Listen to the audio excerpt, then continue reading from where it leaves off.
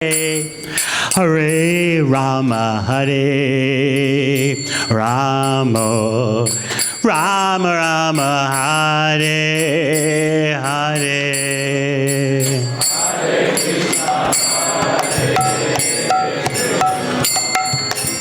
Krishna Krishna, Hare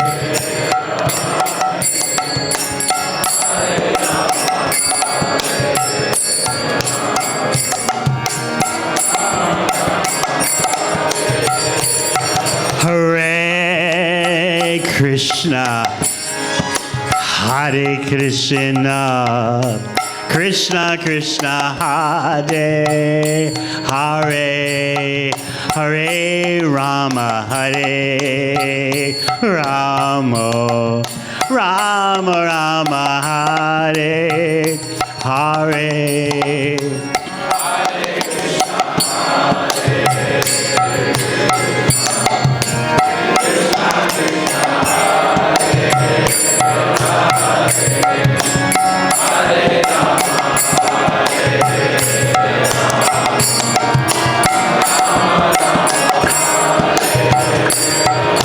Hare Krishna, Hare Krishna, Krishna Krishna, Hare Hare, Hare Rama, Hare Rama, Rama Rama, Hare Hare.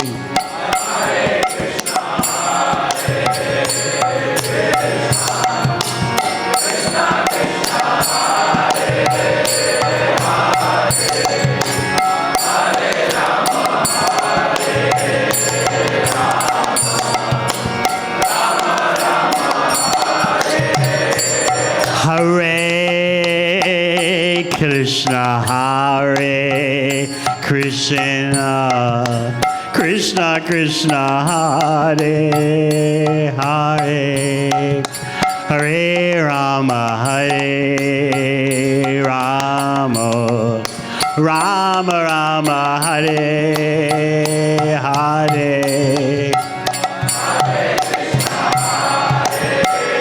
Krishna!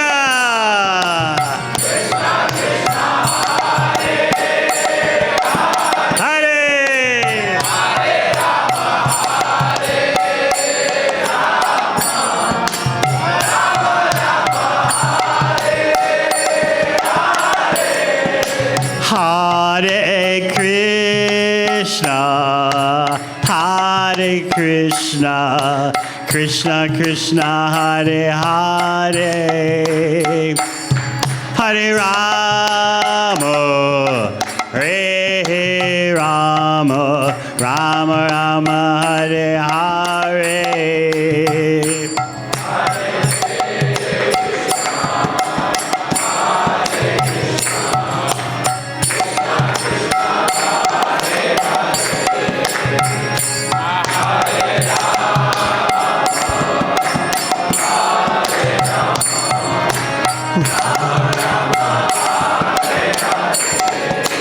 Hare Krishna, Hare Krishna, Krishna Krishna, Hare Hare, Hare Rama, Hare Rama, Rama Rama, Hare Hare.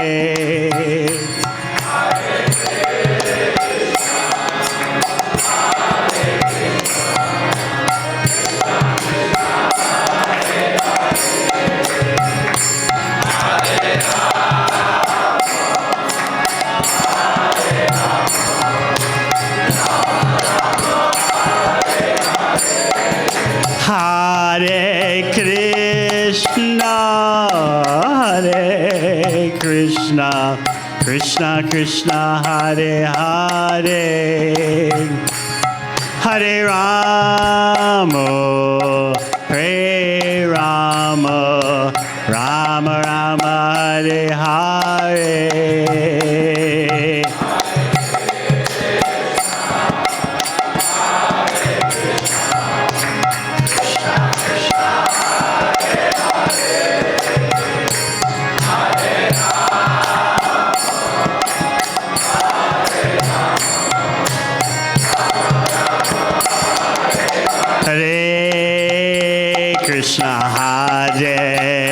Krishna, Krishna, Krishna, Hare, Hare, Hare Rama, Hare Rama, Rama Rama, Hare Hare.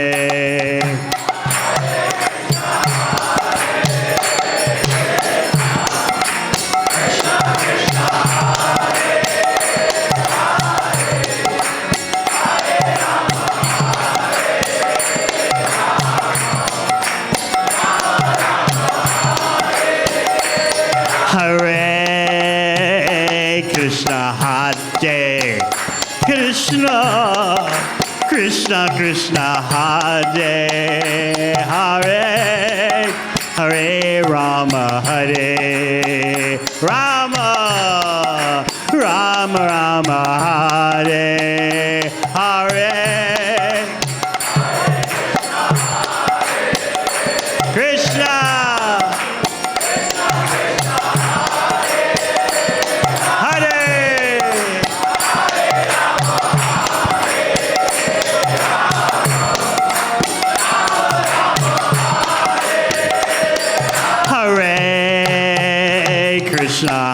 Hare Krishna, Krishna Krishna, Hare Hare, Hare Rama, Hare Rama, Rama Rama, Hare Hare.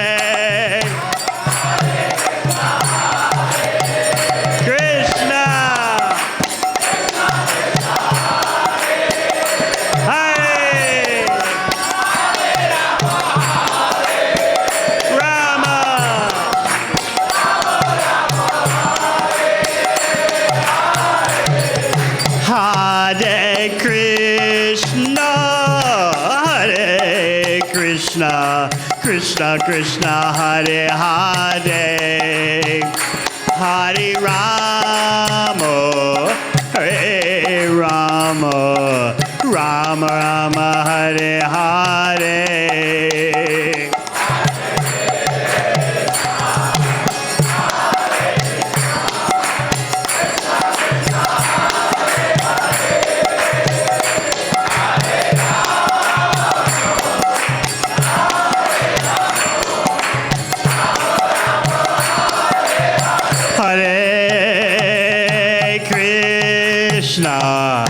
Hare Krishna, Krishna Krishna, Hare Hare, Hare Rama, Hare Rama, Rama Rama, Hare Hare.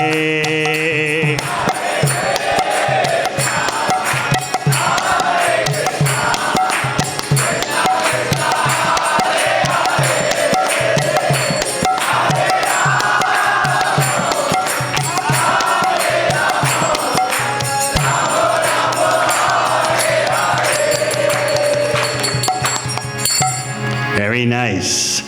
Thank you very much for the enthusiastic chanting.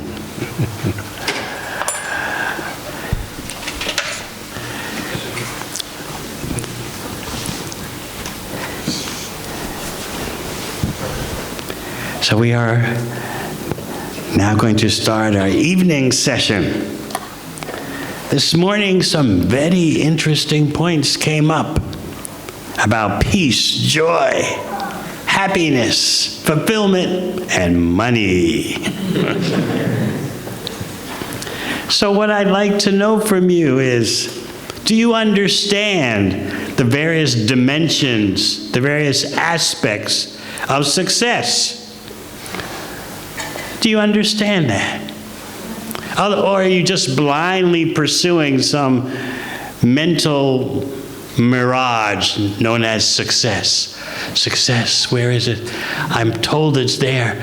I'm looking for it. I'll get it. I don't know what it is, but I'll find it. Generally, in this age of Kali, the age of darkness, we consider success to be measured financially. This is stated in the 12th canto of Śrīmad Bhāgavatam, that someone's integrity, character, personality, and honesty is all based on how much money they have.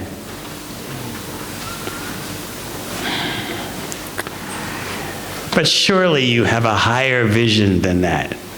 Surely you want to be true to your real self and help others to be true to their real self. Or maybe not. Maybe many of you are happy to proceed in illusion. I hope not. Success, you can consider, has two dimensions: the inner and the outer. The outer dimension of success means the stuff you read about people in the media. How much money they have, where do they live, what kind of cars do they drive, where do they go traveling, what's their job title. Those are the kind of things that are all external, but those external things are so much glorified these days as self-realization. If you have a lot of money, you're self-realized.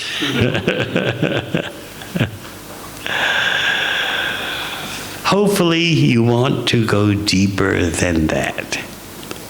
Hopefully, while wanting to be financially secure and stable as much as you can in today's topsy-turvy world, hopefully you want the inner dimension of success. Some of you have mentioned vaguely some qualities of inner success: peace, fulfillment, joy. Very vague, but still you're groping for something. You're trying to find something beyond just the external measurements of success.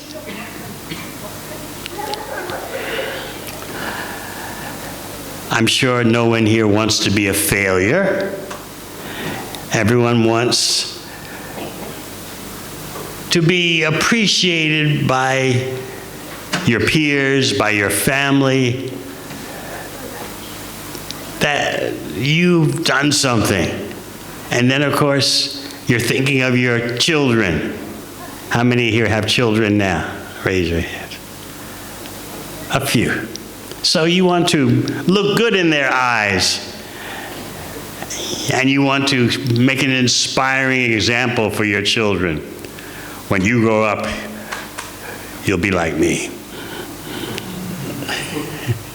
Of course, parents hope that the children will be better than them.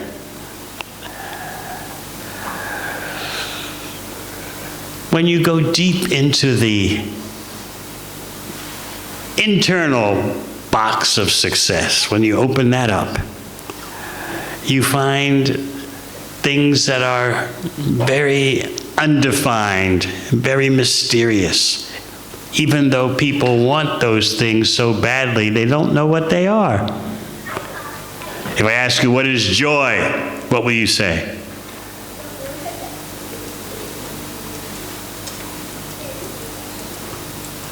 Spend time with your family. Yes, but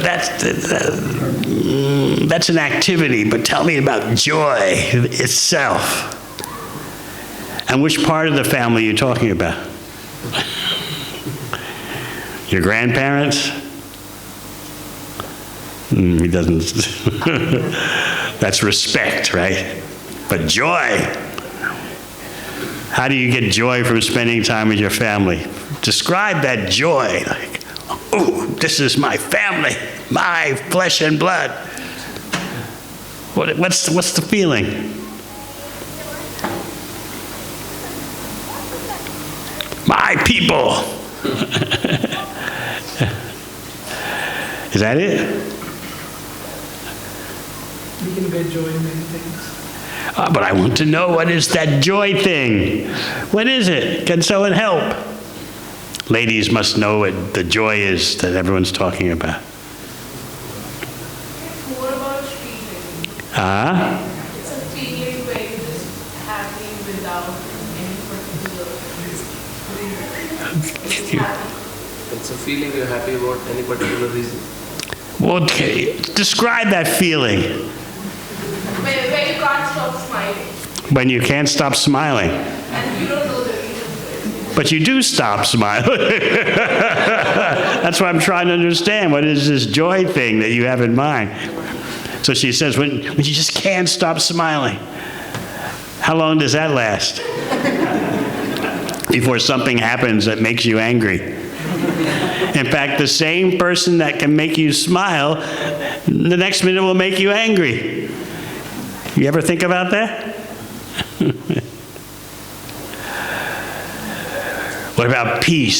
Someone mentioned peace this morning. What is it? I think it was one of the ladies said peace, yes? The men don't want peace, right?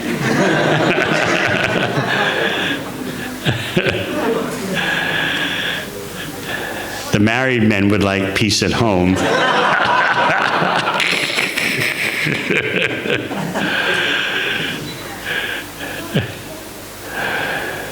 So what is this peace? Can someone explain? You haven't explained joy yet, but you want joy. What is peace? When there is no any problem. That's a negative definition. When there's no problem, I must be peaceful. When you're contented. Huh? A sense of contentment. A sense of contentment. Well, give us a photo of that. What does it look like? What does it feel like? Contentment. You're just changing from peace to contentment. No real thought crossing your mind. No real thoughts crossing your mind. Does that ever happen? Your mind is always wild, right? Even when you get what you want, which isn't often, your mind is still uncontrolled and going on and on and on. Please, what is peace? Or when there is no conflict within us. No conflict within us. Again, a negative definition. If I ask, who are you? And you say, well, I'm not him.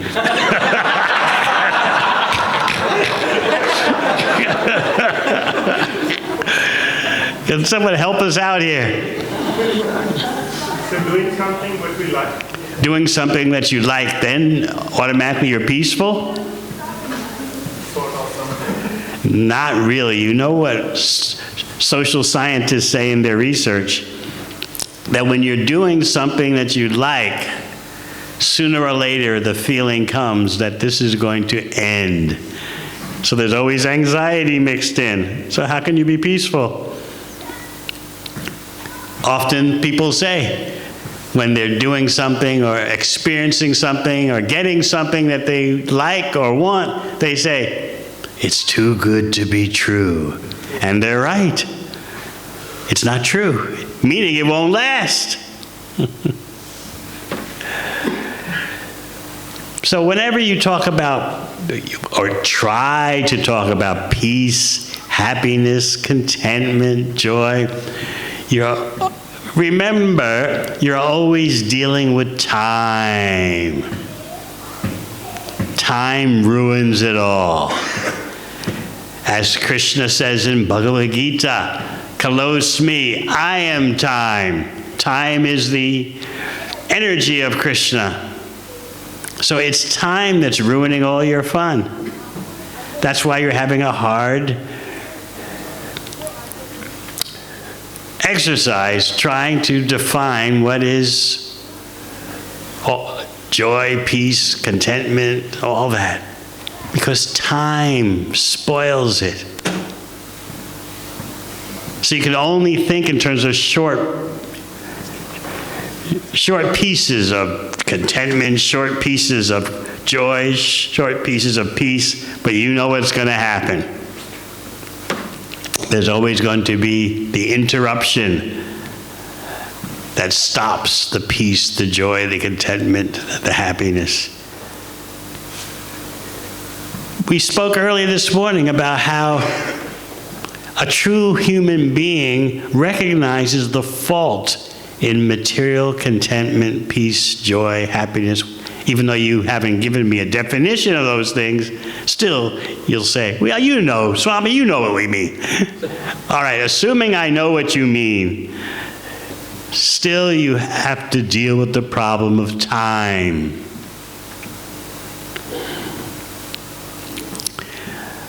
Which spoils everything. It takes the freshness out of everything.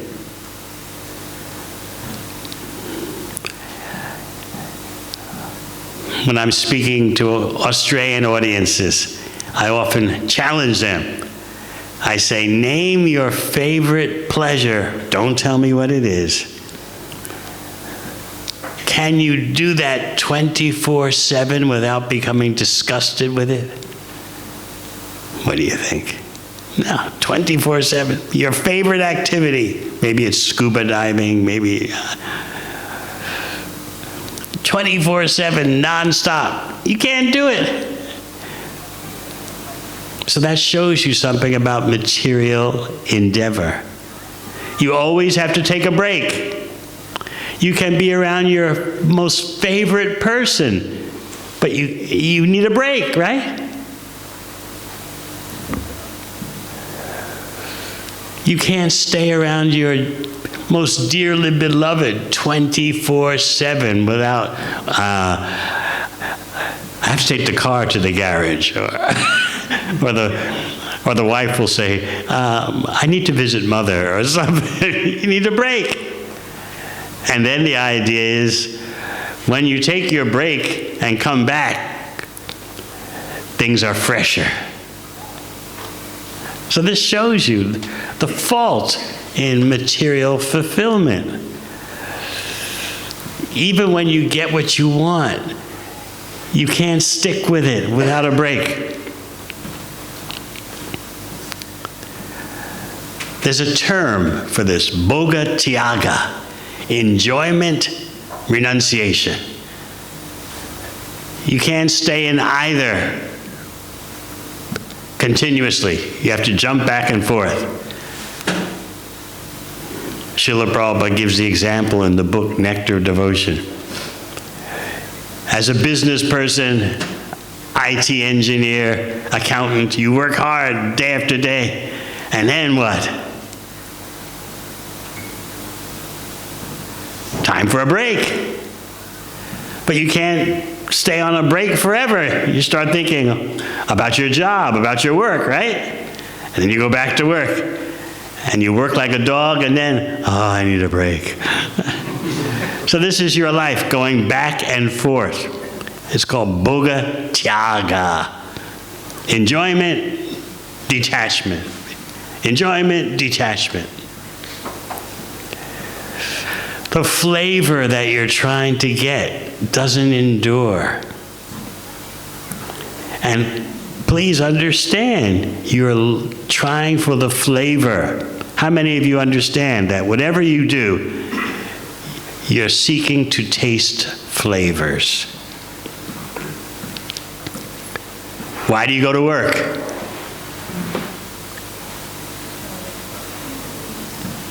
None of you go to work?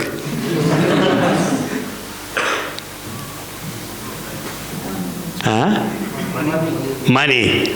Not exactly for the money. The money is just some paper or something in electronic transfer in and out of your account. You want the flavor of what money can do. Having money gives you a sense of security, achievement.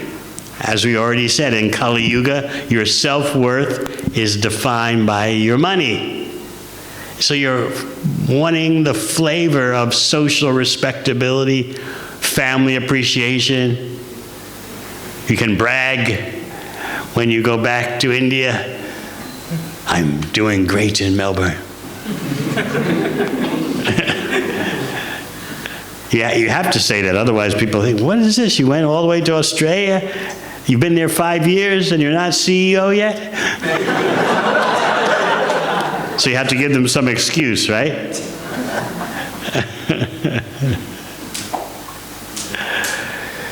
So what you're doing is pursuing flavors. You talk about being around family. There's a particular flavor you get. These are my people. They know me. I know them. They'll do anything for me, they say. I'll do anything for them. There's a flavor to that. Or those of you who are not married, you're thinking that you will marry one day and you're imagining that you'll have a particular flavor, right? There'll be emotional flavor, there'll be physical flavor. And then after you marry, have a child, because that's a flavor. My child. As if no one has ever had a child before in the world. There's a flavor. The ladies all want children, right? Because there's a flavor. So you can understand all of material existence in this way, just by investigating the flavor. So you go to work that has a certain flavor. First of all, you tell yourself, I'm doing my duty, or I'm supporting my family. There's a flavor to all that. Or I'm supporting Krishna conscious activities. Now that's not a material flavor. But everything you do, just like now I'm talking to you about the science of Krishna, there's a flavor. Not a material flavor.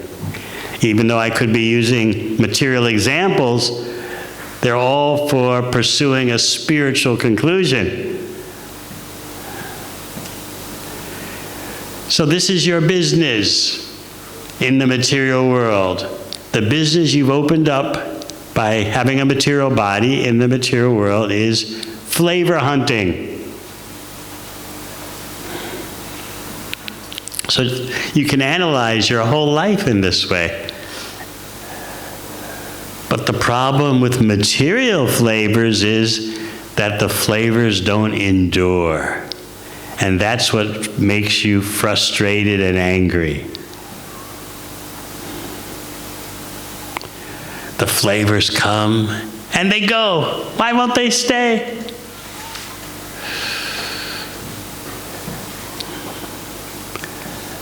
So sometimes people will tell you, don't think about how temporary the flavors are. Just be in the now. Just go with the flow. Don't worry about anything. You have to be a dummy to live like that. Because the intelligent person wants to know, how long will this flavor last? Because the material flavors are temporary, therefore people will tell you things like, don't think about it that is temporary. You're trying to avoid the reality. Like a rabbit closes its eyes when there's danger. I'm just going with the flow. I'm just feeling the moment. In other words, don't tell me it's going to end. Don't ruin the fun, even though I know it's going to end. You don't want to live like that, do you? You want knowledge. And that's what the sages at Naimisharanya want, knowledge. But today we're going to present to you how, unless knowledge is authorized, authentic, it can't help you. So this is the difference between Bhagavatam knowledge and ordinary knowledge. Bhagavatam knowledge is authentic through all phases of time, past, present, and future. That's why you're hearing about the conclusions and the conversations of the sages at Naimisharanya, and what they talked about was thousands of years ago. But this kind of non-material knowledge is not restricted by time. Therefore, it's most authentic.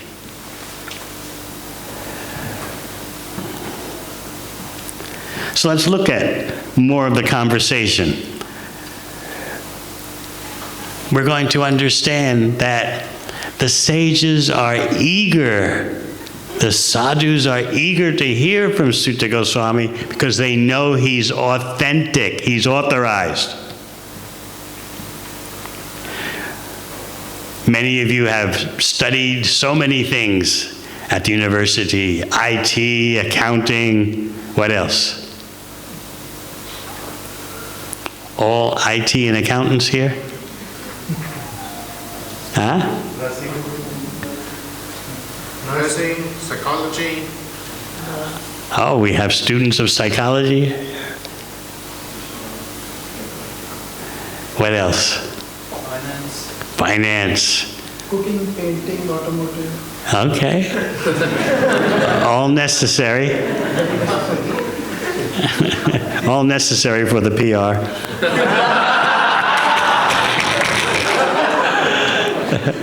So the real thing you're studying is PR.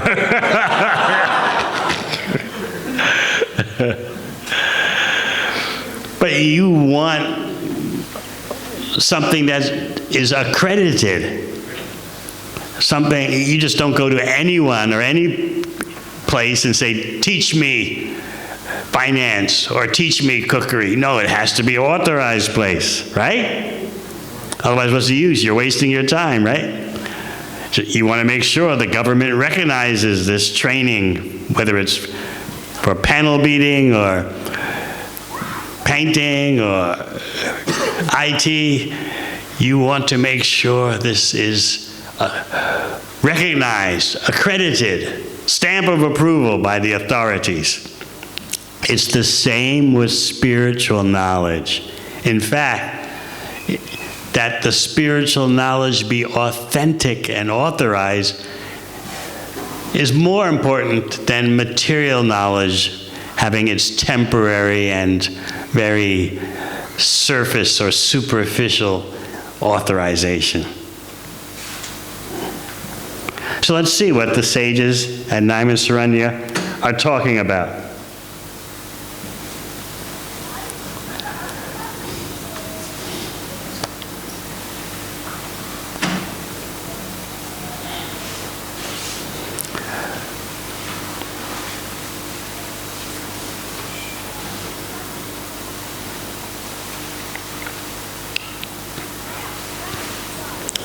This is text 6 of the first chapter of the first canto.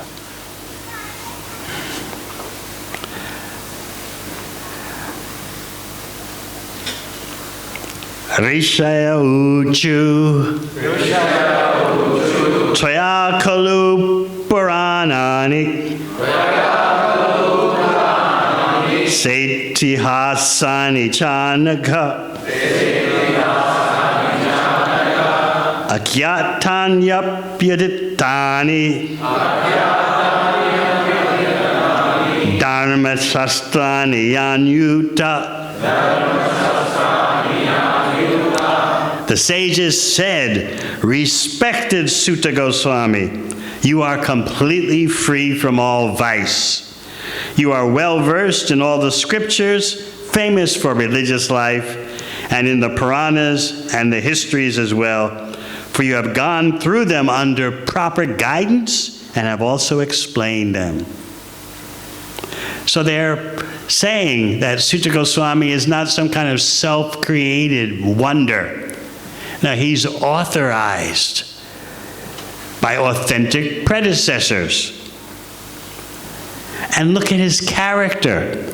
He's completely free from all sinful activity, from all vice. This is a very important Vedic principle, that your behavior influences your consciousness, and that means what you understand and what you teach is affected by your behavior. You'd be surprised especially in the Western world, but increasingly more so in India, more and more. People think, I may do this, I may do that, but that doesn't affect what I know or what I teach or what I can understand. But Bhagavatam will tell you something completely different. It will tell you that knowledge is state-specific. According to your state or level of consciousness, that determines what you can understand. But the materialistic conception is different. It doesn't matter about my personal life. Just like I was reading how in New Zealand, the capital city, Wellington, the mayor just admitted she's an alcoholic. And everyone is saying, okay, everyone has their faults, everyone has their flaws. She said, yes, I'm a flawed person. I'm seeking personal treatment for my alcoholism. And so the general response is, well, she's got a problem. Everyone's got problems. It doesn't affect her doing the job. That was her point. She said, I only go on a drinking binge after hours. And people nod their head. Yeah, that makes sense. In fact, one bar where she was seen having a drunken behavior, the bar owner wrote, what's wrong with people of all walks of life, of all levels, just having a good time? Why does everyone have to be under the spotlight all the time? She wants to come to my bar and get drunk, and she's the mayor, so what? Everyone needs to have some private life of enjoyment. So most people are nodding their heads. Yeah, that makes sense. What does being an alcoholic have to do with being mayor? I remember maybe 30 years ago, one prime minister of Australia, he went to New York City on a trip, and it was found out, it was reported in the Australian media that he visited one stripper nightclub.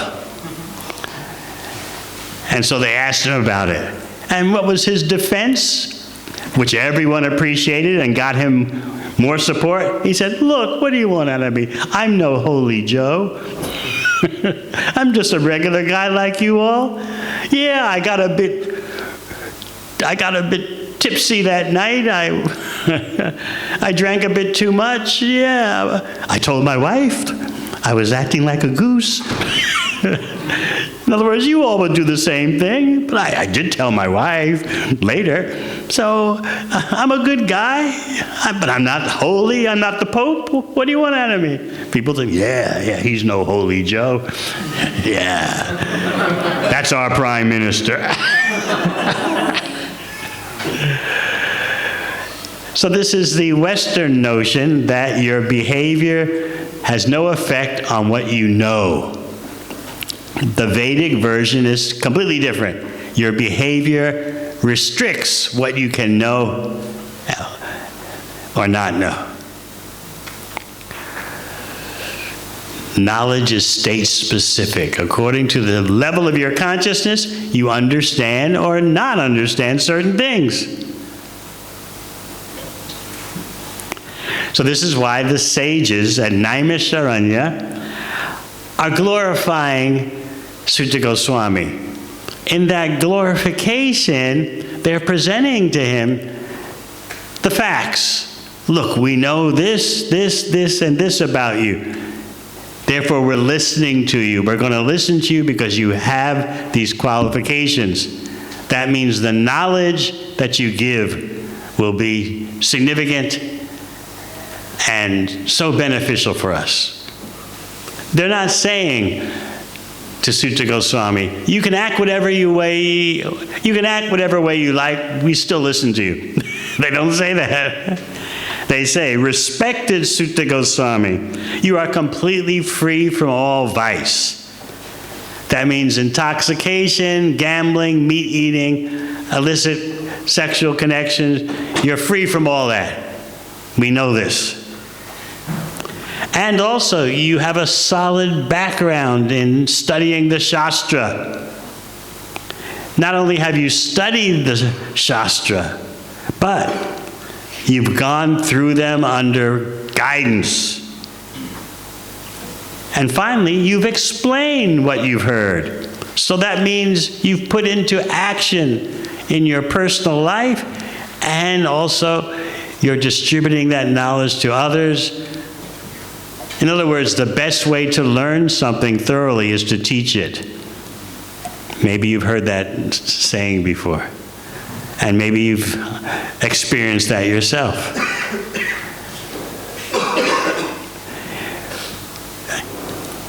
In Gopavrindesh Prabhu's Ishopanishad class, by teaching the Ishopanishad, he's going deeper and deeper for himself into it. So I hope you get this very significant point, that knowledge is state-specific. According to the state of your consciousness, that determines what you can understand. Whereas the materialistic conception is, well, so what if I drink? So what if I am an alcoholic? So what if I do this or that? It doesn't affect what I can understand. What's the proof that that's not so? Just try to teach such persons, try to explain to them that you're different from the body. They don't get it.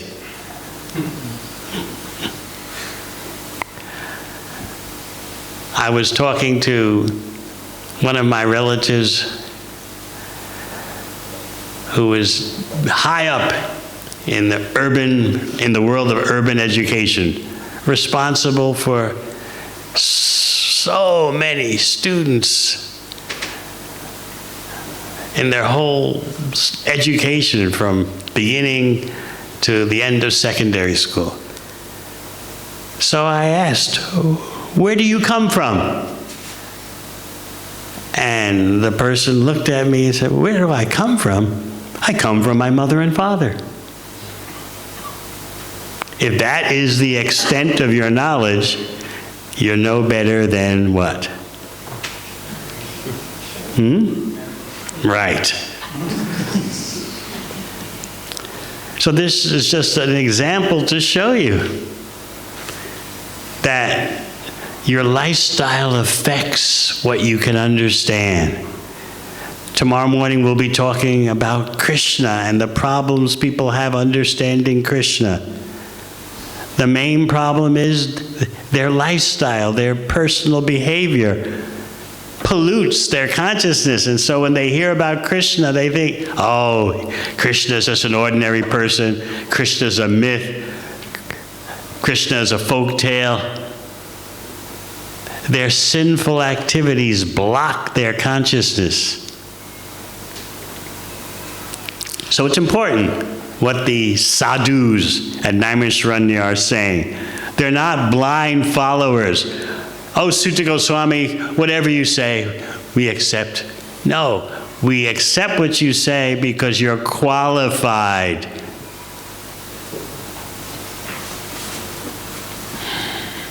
So we go to text 7 now. Yes, it's up there. Yani Veda Vitam Shresto Bhagavan Bhadarayanaha Anyecha Munaya Sutta Paravara Vido Vidu. They're telling Sutta Goswami, you are the Shrestha, you are the senior most. You know, in any respectable culture, the seniors are respected. And so the sages are saying, Sutta Goswami, you're the most senior. That's another reason why we'll listen to you. Not simply because you've been around longer than everyone else. It's because you're experienced sufficiently in that length of time that's longer than our length of time. We talked this morning about there's no value to long life without any self-realization. We talked this morning how Shukadeva Goswami says in the second canto of Bhagavatam, better a short life with a moment of full knowledge than a long life of ignorance.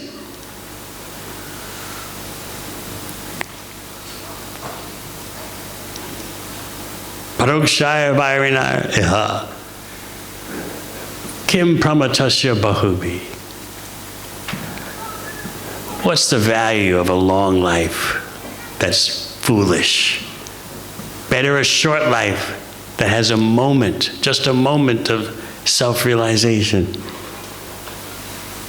So they're saying, Sutta Goswami, you're the eldest learned Vedantist. You know the conclusion of the Vedas. That's a real Vedantist who knows Krishna. The conclusion, the end of the Vedas, the end of all knowledge is Krishna. You are acquainted with knowledge of Vyasadeva, who is the incarnation of Godhead. The knowledge of Vyasadeva is there in Śrīmad Bhāgavatam especially. And you also know other sages who are fully versed in all kinds of physical and metaphysical knowledge. So Sutta Goswami knew about all the branches of Vedic wisdom, which include astrology and Dhanurveda. So many Vedas contain all branches of knowledge, even material knowledge. Ayurveda, but especially the Vedas are meant to give you Krishna as the conclusion of all Vedic knowledge. So they're saying, Sutta Goswami, you know the whole package.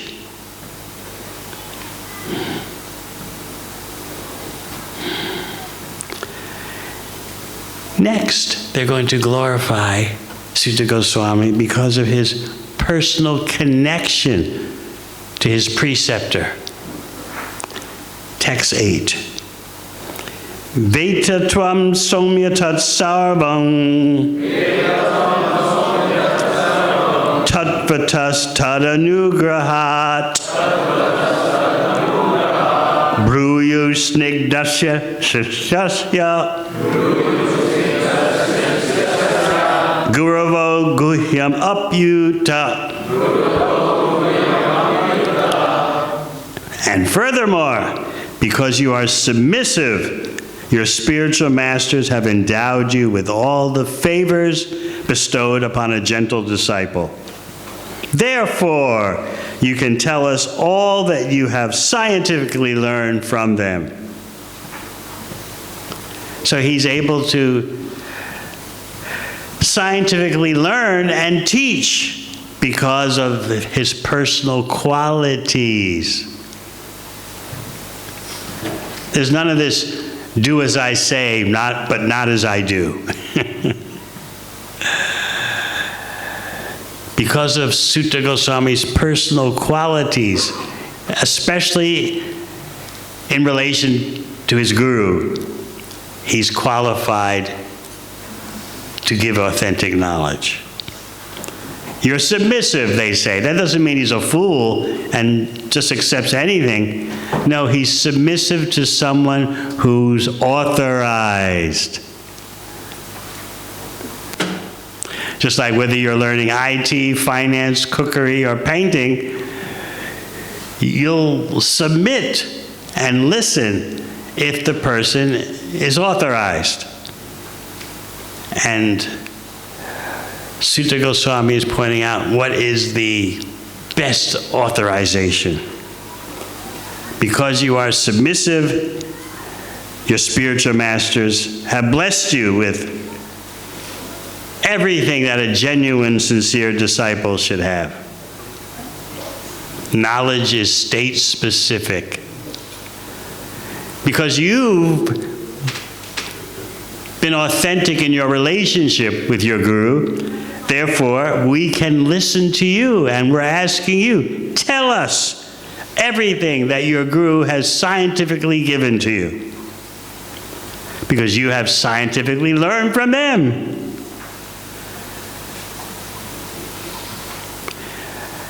So you still might be thinking, what does this personal relationship between guru and disciple have to do with what I can understand? We're so contaminated by Kali Yuga, we're thinking, what I understand is my personal affair. I've got a good IQ. Right? What does my personal behavior have to do with what I can know?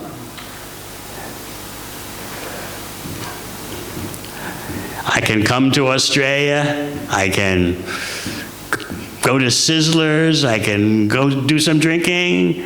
No one in India knows what I'm doing, and my intelligence is not affected at all, right? Or, especially the men, practically almost always the men, have the internet problem. But it doesn't do anything to my intelligence. I can still fully understand anything. But on my laptop, on my device, I can go to the bottom depths of Kali Yuga. But it doesn't affect my intelligence. I'm still sharp. That is not the reality. So here the sadhus at Naimisharanya are giving you secrets of success in spiritual life. Bruyu snigdasya sishyasya guruvo guhyam apyuta. Affection. When the person is authorized, then there can be real affection. The person who's giving the knowledge is authorized, and the person receiving the knowledge is authentic in his or her reception of the knowledge.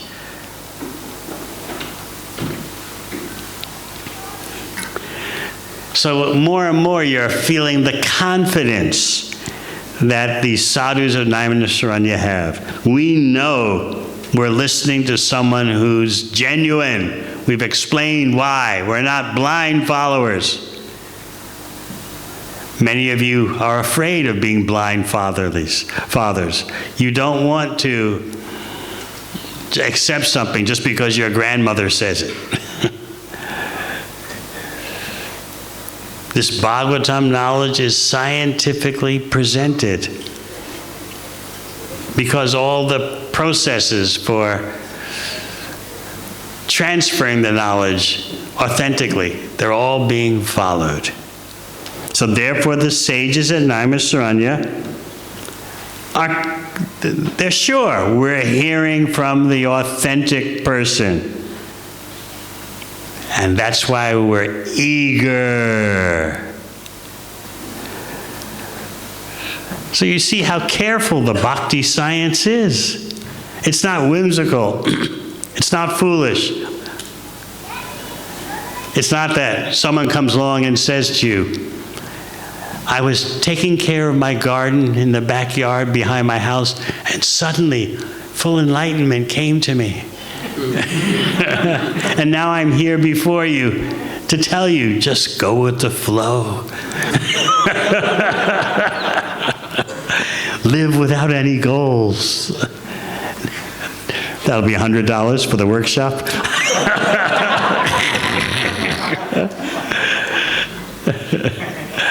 This is what people are falling for. All right, we'll look at text 9.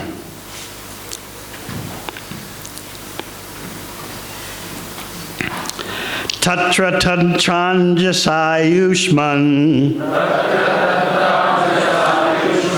bhavatayad vinishchitam pumsam ekantata shreyas tanna sangsitum arhasi. So they want to know what is Shreya. the ultimate good.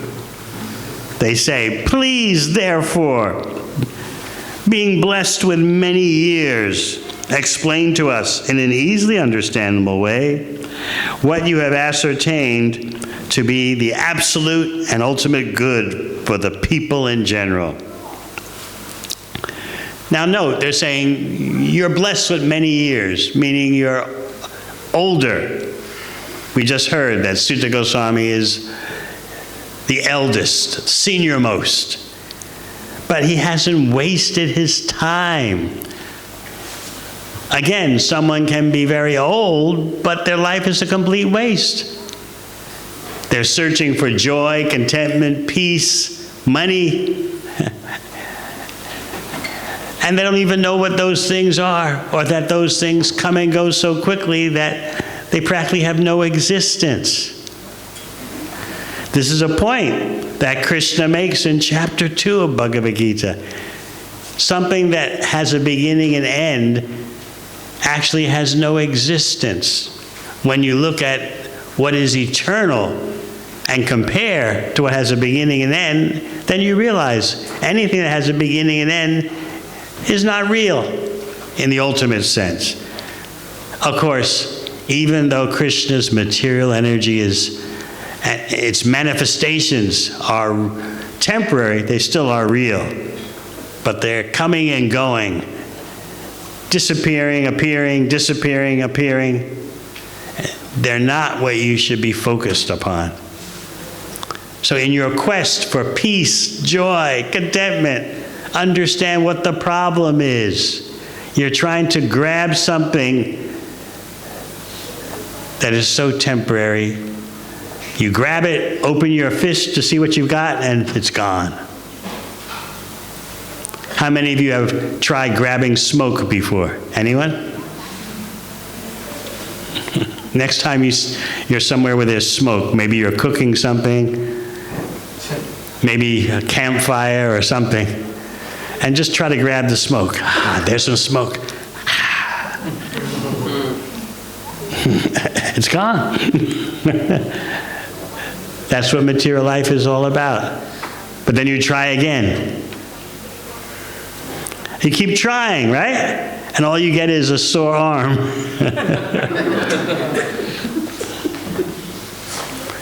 But the illusory energy tells you, don't give up, keep trying, keep trying. Everyone else is doing this. Are you going to be different? Everyone can't be wrong.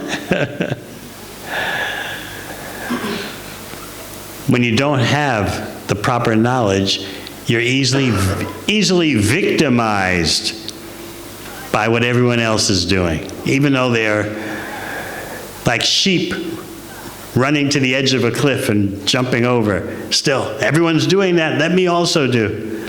All those sheep can't be wrong.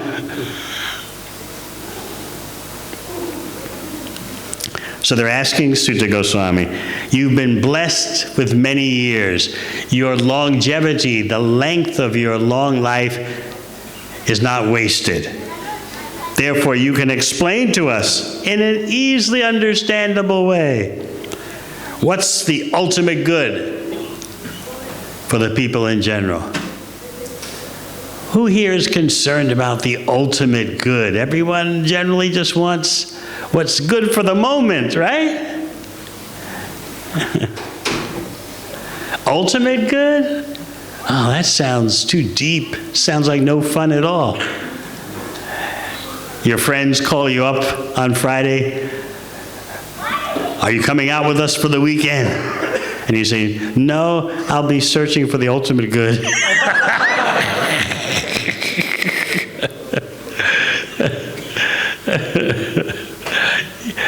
You can't say that. People think you're mad.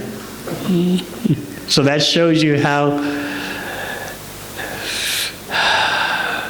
pitiful is the atmosphere we're living in today. People don't appreciate, like the sages of Naimisharanya appreciate Sutta Goswami. Please tell us. We're searching for the ultimate good. You know. Please teach us. So again, we're going back to your requests. You wanted peace, you wanted contentment, you wanted happiness, fulfillment, and of course you want money. Yeah, because you think the money is going to bring peace, happiness, fulfillment, contentment, which it doesn't. Did you know? I often explain this. Nobel Prize winning economists of the new breed called behavioral economists. That's a combination of psychology and economics. They have demonstrated that beyond a good middle class income, any further increase in your income does not lead to an increase in your happiness. But sometimes scholars, academics will argue about this. Well, there is a little tiny increase if you endeavor for more than a middle class income. There's a tiny increase in your happiness. You can't say there's nothing. But then the other guys will point out that that tiny little increase that may be there is not worth the extra effort you put in. You forgot about that. You just go around saying, oh, no, there's a little bit of extra happiness you get when you have a upper class income. But the anxiety, the strain that it takes to get that upper class income doesn't make the increase worth it, the increase in your happiness. It's not worth it. You can tell someone that, and even these economists admit, you can say this, but who can actually control their mind and senses enough to live based on this knowledge? No, everyone wants more money, more money, more money because of the flavor. They got it in their mind that more money leads to more contentment, joy, prestige. Look at my investment properties. Just see my opulence, my cars.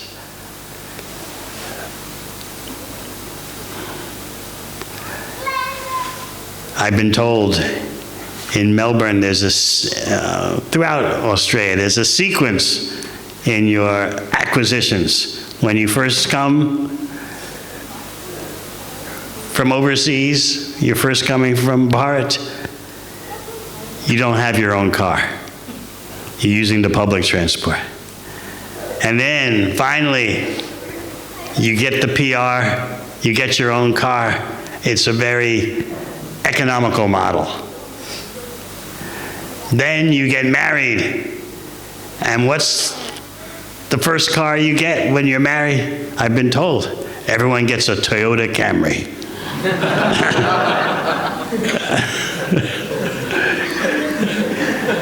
Big enough for the family expansion, right? And then when you really make it, then it's time for the Mercedes or the BMW. So when you drive to the mandir on Sunday in your Mercedes, BMW,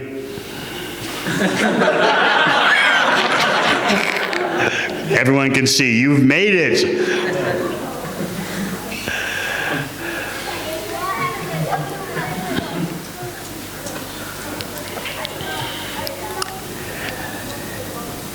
What about some questions?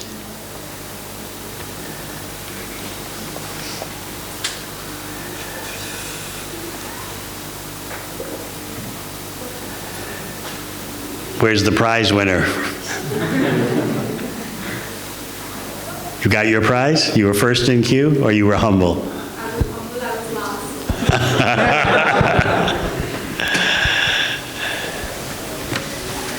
last. Yes. Use the mic.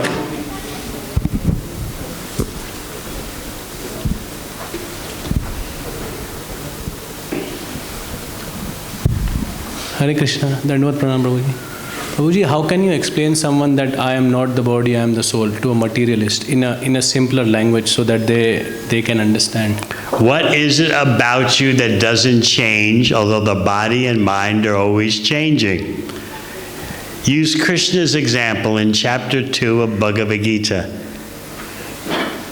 Where's your baby body? Where's your boyhood body? Gone. Scientists will agree that every cell in your body is always changing. Even the brain cells. They used to think the brain cells didn't change. Now they admit the brain cells change. So your material body is always in a state of flux. And of course your mind is always changing. So what is it about you that doesn't change, although your psychology and physiology are always changing?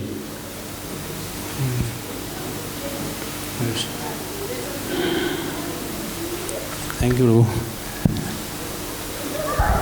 Another way to go about it is that your dissatisfaction in life with your material arrangements is there because you're actually not material. That's why whatever you do, there's always dissatisfaction, whatever you do materially. Maybe not immediately, but after a few moments. As we were explaining, you can't think of one material activity you can do 24/7 without getting disgusted. You can't even be around your favorite person. Whether it's your mother, your spouse, your child, you can't be around them 24/7. You got to do something else.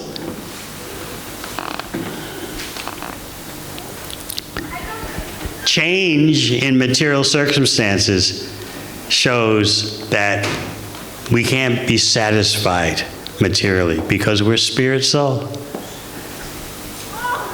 There's something in us that doesn't want to change. We want happiness that doesn't go away. We want satisfaction that doesn't go away. We don't want to die. We don't want to get sick.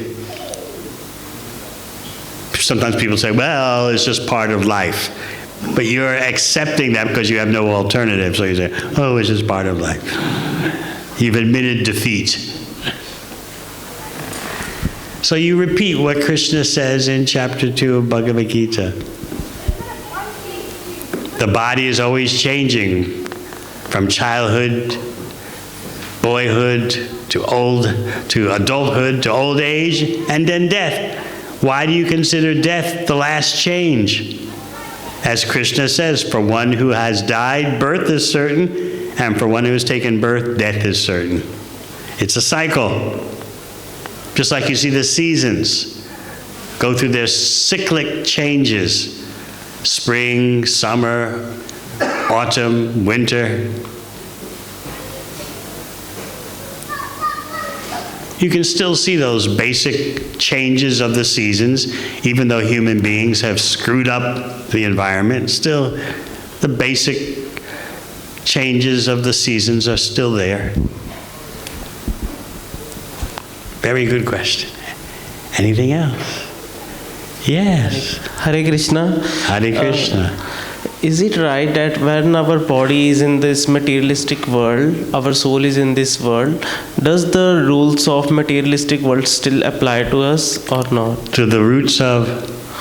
The rules of materialistic world. Rules? Yes.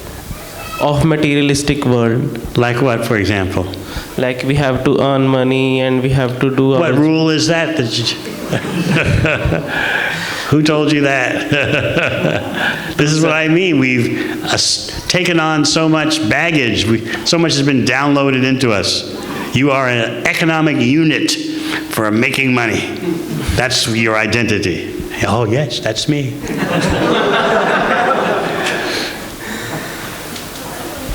Hare Krishna. The rule is that you have the human body, you must become self-realized. That's the rule.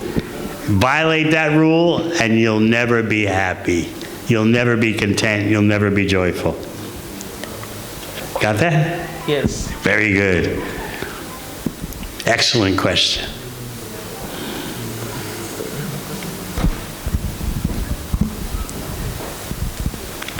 Right there. देखिए अगर आप आज्ञा दो तो मैं 2 लाइनें अपनी सुनाना चाहूँगी, पहले जब आप फ्री हो जाओगे तब कृष्णा के भाव में बस, फिर 2 लाइनें हिंदी नहीं.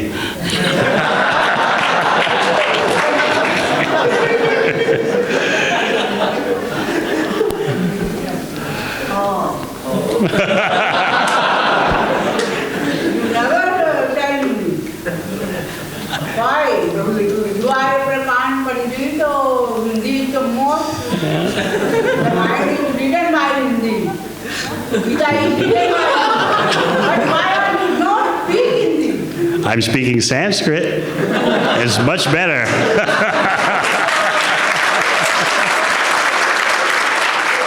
Why you not understand Sanskrit? All right. I tell you, why are you not speak Hindi? Because he's born in America. That's why. For your sins. For one. Sanskrit is more important.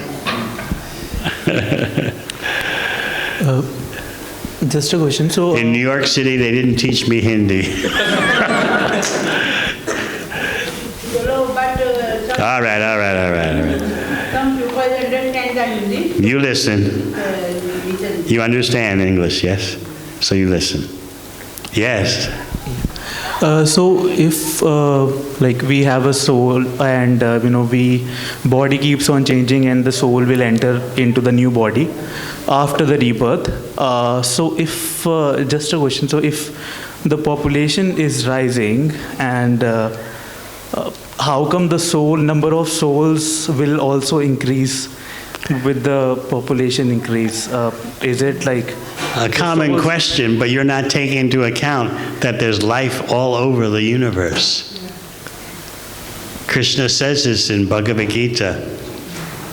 The living entities are everywhere.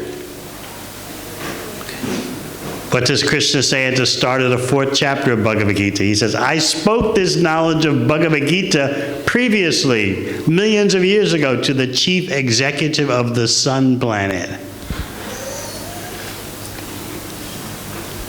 Bhagavad Gita does not accept that Earth is the only planet with life on it. It may be the only planet where you see life, but your vision is very limited. So Bhagavad Gita teaches you that there's life everywhere in the universe, whether you can see it or not.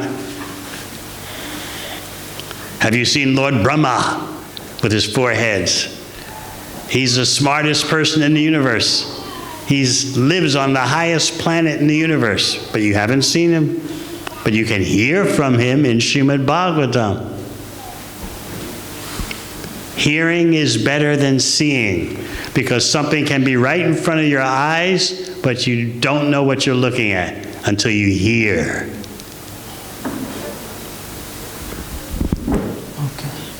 So by that logic, the soul of this earth also be transferred to some other part of the planet, or like some other life form or in the universe? Of course. Okay. We don't know in your last life which planet you're from.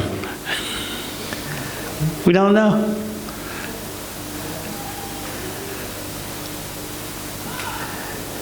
This notion that only Earth has life is considered ridiculous by the Vedic literature. And the time will come when regular human society understands that the notion that only the Earth has life is totally ridiculous and childish.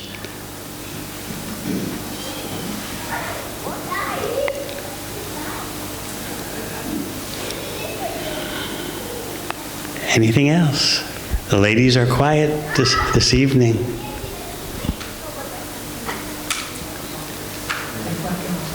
You're letting the men dominate. Hare Krishna, Prabhu. I would like to ask a question. How can we motivate others? For example, most of us are young and we are here. Everyone has a busy lifestyle. So if we want to motivate someone else, how can we motivate and bring them to Krishna consciousness? What would be the best way? By your example, your personal example. And they read, whether they read Hindi or Punjabi or whatever they read, give them a book, one of Srila Prabhupada's books. And when they're impressed by your example, they'll want to read the book. Let them see the change in you that you want to see in them. Thank you. Yes.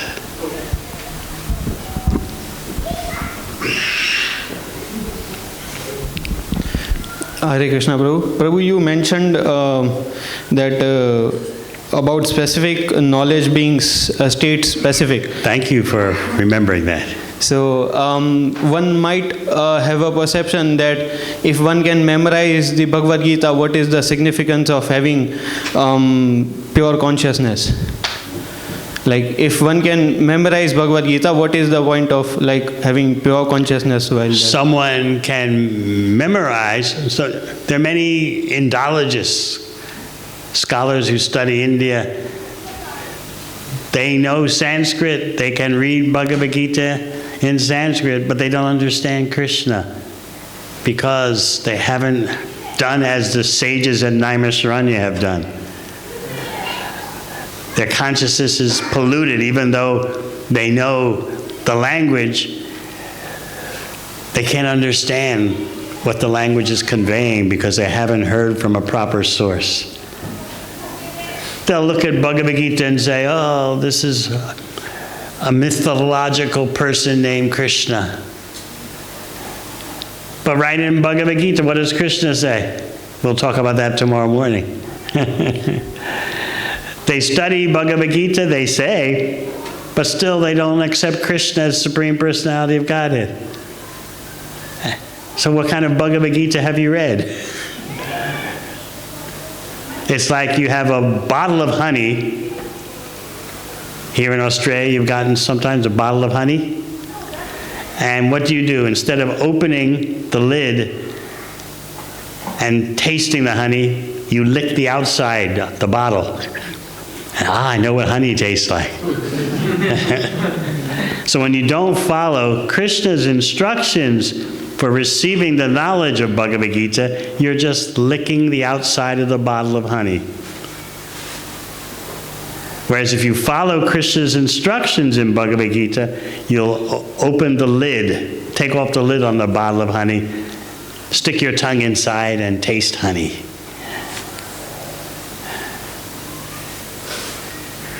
I remember the first time I tried to study Bhagavad Gita. It was at my last year at Yale University. And so I signed up for a course taught by a world-famous professor of Hinduism. Even though the course meant so early in the morning. So early. 8 a.m. I decided to learn Bhagavad Gita. I would make the supreme sacrifice and get up at 7:30 a.m. to go to an 8 a.m. course. And so, actually it wasn't 8 a.m., 9 a.m. Still, that means I had to leave at 8:30. Oh, too early. But I want to understand Bhagavad Gita. But I went to the first class, and the world-famous professor was just saying, I want you to read some of the Vedas and then write a short essay on what you think it means. I said, I don't need to get up early in the morning just to have a teacher tell me to speculate. I can speculate any hour of the day and night. Where's the authentic knowledge? So I decided to go to the university bookshop and get a Bhagavad Gita, and I'll read it on my own. So I did that. I got a so-called Bhagavad Gita with a commentary translation and commentary by one British scholar. So I looked at his commentary, and even though I knew nothing about Krishna, I couldn't believe what I read. He said, Krishna is a concept meant to satisfy both the intellectuals and the sentimentalists. So something in my heart, now I know it's the super soul, Krishna in my heart, telling me, take this book and toss it in the rubbish bin. So I immediately did that. Krishna, a concept meant to satisfy the intellectuals and the sentimentalists. And as I often explain, many of you have heard me explain this before, I was responding through the consciousness of a student activist of those days. All the students back then were very much involved with politics, down with the empires. So I was thinking, this so-called Bhagavad Gita has been ruined by this British colonizer. One day I'll get a real translation, but not one by the imperialist colonizers.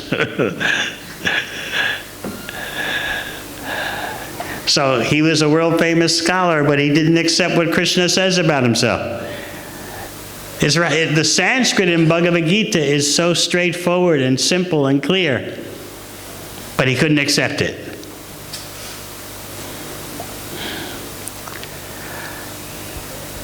Anything else? These are very good questions. Hare Krishna.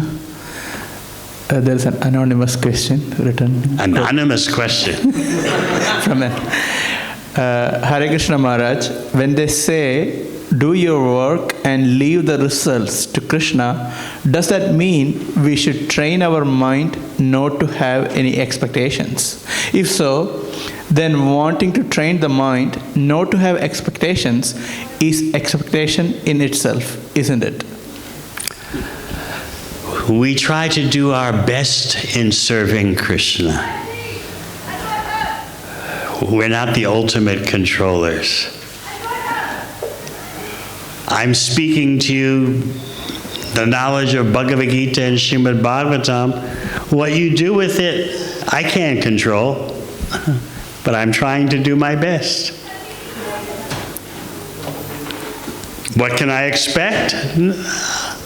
That's up to Krishna, how you take the seed into your garden and make it grow. That's why in Bhagavad Gita, Krishna tells Arjuna, Mamanushma yudhyam cha. Fight and think of me. Victory, defeat is not your concern. Nimittamacham bhavyasavasacham. You can just be an instrument in the fight. But victory or defeat, that's not your department. So Krishna's telling Arjuna, do your best as you can, and the rest is up to Krishna. That's the glory of bhakti, devotional service.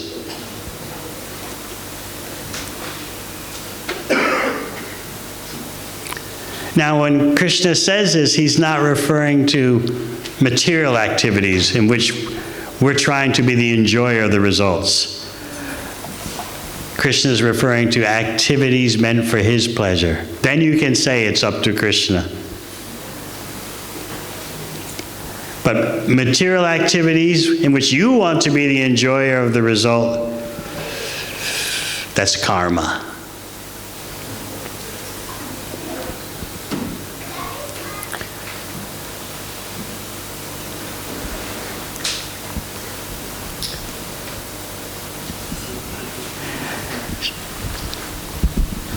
Hare Krishna Maharaj, I have a small question. In this Kali Yuga, how we know right guru, right friend, or right person who helps us to go in a right path? Like someone, for example, if we try to get a better job, we did our best, but we failed in it, and we are so down, and we need some help from someone to motivate ourselves to get into better position again. But how to find the right person at that time? Find the right person who can do what? to get into the right path, right devotional path, or like to. But you confused me. First, you're talking about not getting the job you want. No, that's just an example. Yeah. Well, give me a better example. Like, for example, like, you love someone, like a family member. You what? You love a family person, and we lost them. And like we are in deep sorrow, and we don't know like whom to consult for our better advancement in the life, or like to go in the right path at the time. You can consult Krishna in Bhagavad Gita, who explains to Arjuna, don't lament because the soul is eternal. Our human side laments, but we should have a spiritual side that lives according to knowledge. So many of these devotees here, they can help you through such a situation. I mean, like at the moment, I'm lucky to find these people, but I started chanting Hare Krishna like from the last 4 months. But before that, I'm not much into this. But what happened? Because I didn't find the right person. You say you weren't chanting before, but now you are. That's right, yeah. Now I'm blissful, I'm doing it. But before, I wasted like my 28 years like not being into this consciousness. If I find the right person before, I will get into this one and be happy. He's from the Adelaide group who has just come, so yes. he has started. Very good. I've explained how I started chanting, right? Yeah. Did you start with how many rounds? 1 round per day. All right, I was 1B today. So you're much better. So we're glad that Garish Prabhu has brought so many here.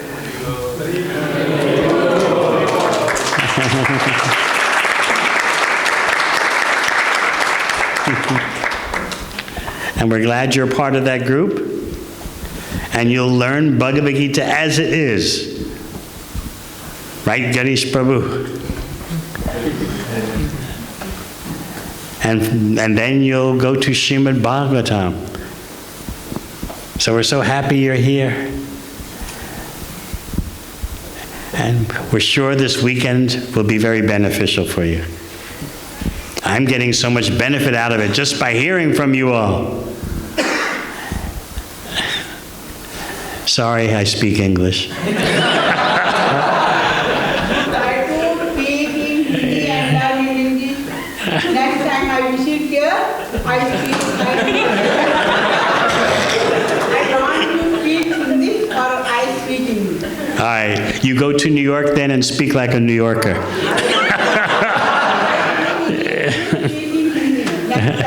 New Yorkers speak, listen, normally New Yorkers speak so fast you'll not understand them.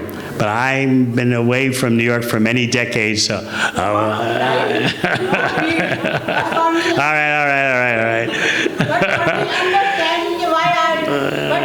I'm glad you're enthusiastic.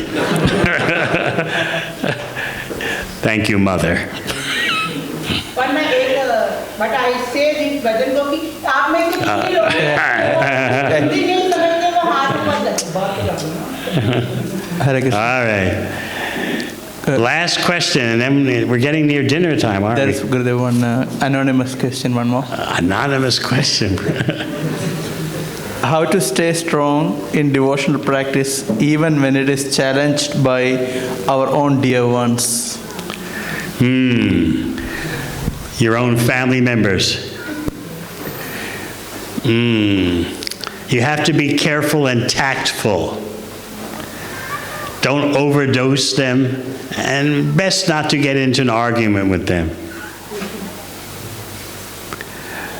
Just like whenever I call my mother, I know what's going to happen. She's 95, and she's going to tell me, when are you going to come back to Jesus? And I'll tell her, I've never left Jesus. Anyone who is following Krishna's instruction is the perfect Christian. Of course, she doesn't want to hear that. So I don't challenge her. I understand that she's fixed in a certain way of thinking.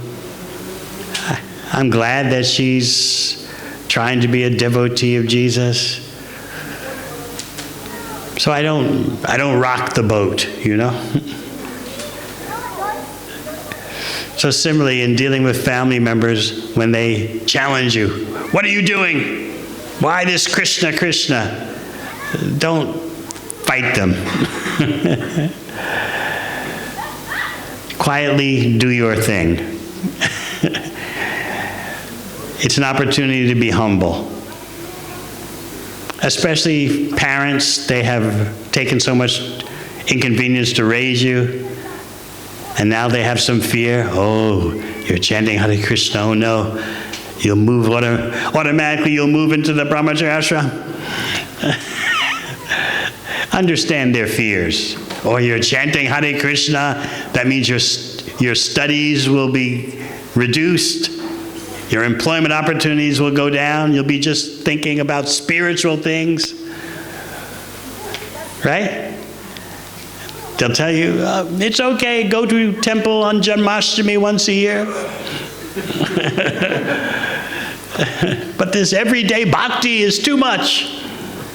Where does Krishna say in Bhagavad Gita that you should do bhakti every day? They say like that. Krishna says, Mamana bhava mad bhakta, always think of me. Satatam kirtayanto mam, always chanting my glories. So don't challenge them. Don't get into an argument with them. Sometimes you just have to be quiet. Bite your tongue. But there could come a time in their life when they become inquisitive about what you're doing. I told many of you about one of my sisters, yes? When I went from home to the ashram, to the Brahmacharya ashram, I was 22 and she was 14. I didn't know it, but she told me 40 years later, 45 years later, she told me that before you left home to go to the ashram, you gave me a Bhagavad Gita, and when I was 14, I read it. Nothing clicked until she was 61. A grandmother and retired. Then all of a sudden, everything clicked. Now she's initiated devotee. So I practically never saw her for 45 years. Practically, I think in 45 years, I saw her less than 10 minutes in total. But somehow, because she read Prabhupada's Gita when she was 14, the seed was planted. It just took 45 years, 46 years for the seed to sprout.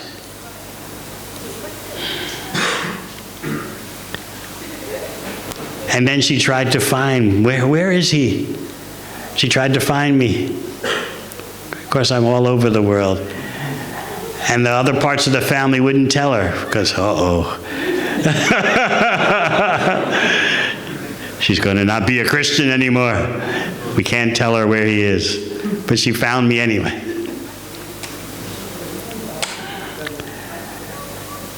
So as much as possible, you engage your family in Krishna's service. Be tactful, be strategic. I always give the example. So many of you have heard it before. When people used to write checks, no one writes checks anymore. But when people used to write checks, my mother would send me a check, and she would write on the front of the check, for shoes, not for Krishna. And so then later she would ask me, did you give this money to Krishna or did you buy the shoes? I said, no, I didn't give it to Krishna, I gave it to Govinda. Oh, that's okay, as long as it's not Krishna.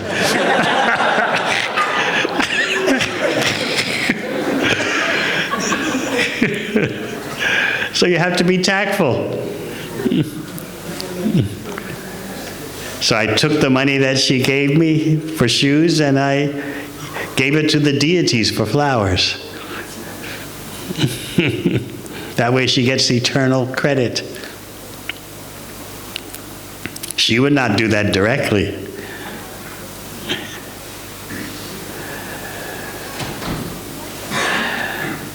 So the worst thing you can do with your family members is overdose them because you're so enthusiastic. You want them to surrender immediately, just like you have done. No, you have to be patient. Let them see your example. Be tactful. Feed them very gently when they want to be fed.